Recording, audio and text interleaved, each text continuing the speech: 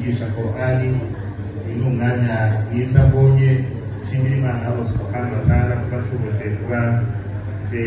basuhuza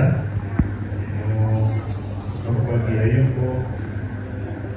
igikorwa murimo murakora igikorwa murimo igikorwa cyiza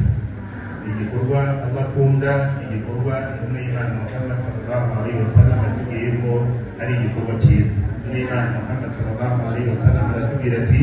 khairukum man ta'allama al-Qur'ana mwiza muri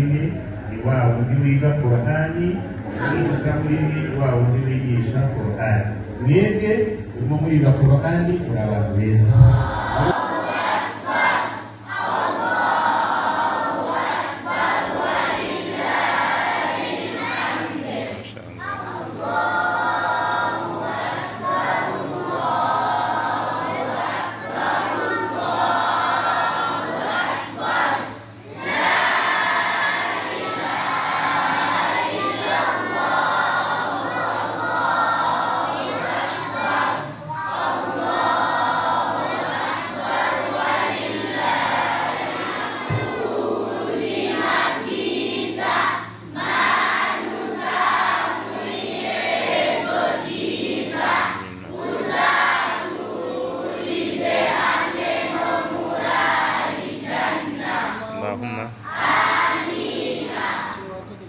Mashallah. Allah namwe abaho ubuzima bwiza